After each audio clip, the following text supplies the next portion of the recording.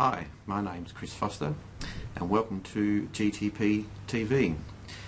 Our topic for discussion today is business structures, or put another way, how you should own an asset or a business, in what particular structure should it be held. There are a number of different types of business structures out there that you normally need to consider, and they'll include a sole trader, partnership, a trust, which can be discretionary or fixed, a company, or maybe a self-managed superannuation fund. So let's look at the things that you need to consider in deciding what might be the best structure for your business or asset purchase. The first one, and not necessarily the most important one, is the cost.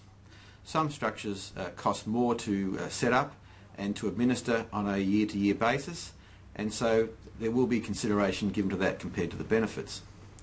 The next point is asset protection. Is there a risk associated with the business that you're buying that you need to protect your own personal assets from potential claims that might be made against that business? In other words, it's important to separate business and private assets, and the risks associated with things will be different for different purposes and different situations. The next consideration is income tax.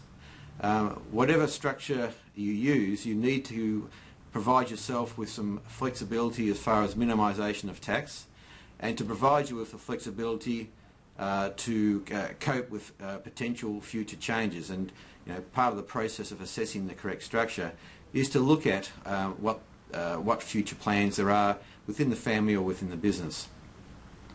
The next area which has critical importance in Australia is capital gains tax. It's very important to consider the capital gains tax implications of your business structure, particularly in the circumstances where you are going to be exiting the business. In Australia, there are numerous capital gains tax concessions that may or may not apply to alternative business structures. So it's important that when you're going into a business structure that you consider what those capital gains tax implications may be going out. And in many cases the implications of this decision can be quite substantial. Another consideration is the ease in which new owners can be brought into the business, and old owners or retiring owners can exit the business. And this may be relevant in many businesses where there are numerous owners that currently own the business or looking to own the business, and there's a plan to move partners out and bring partners in over time.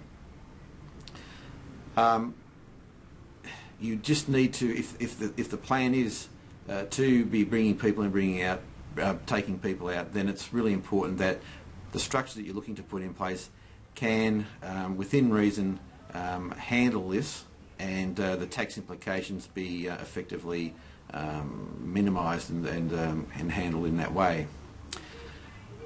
Next is estate and succession planning. The structure, or the type of structure that needs to be considered in light of what might happen should the owner die, or should the owner wish to pass the business on to the next generation. And some structures are very good at this, and some structures are very poor at it.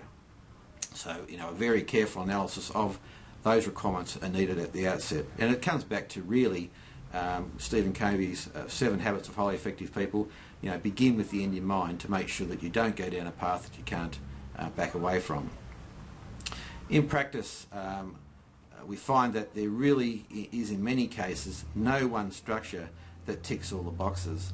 And what we need to do is just prioritise those requirements of the structure, and then come up with the best fit. And so, in other words, it's all about compromise. As long as you understand what the shortcomings of the structure going in, there should be no surprises at the time of going out. Also, in many circumstances, you'll find that you'll use a combination of structures, because that will provide you with the flexibility that you're looking for as you go through the process of assessment. Getting the structure right at the start really is a critical factor in ensuring the future effectiveness, efficiency and viability of your business purchase or your asset purchase. Really, if you should speak to a Green Taylor Partners advisor today, firstly maybe to assess whether your current business structure is effective, or if you're looking to establish a business or purchase an asset, to assess what might be the most appropriate business structure or asset holding structure that should be put in place to meet all the needs of your current and future requirements. So that's all for today. We look forward to catching up with you again.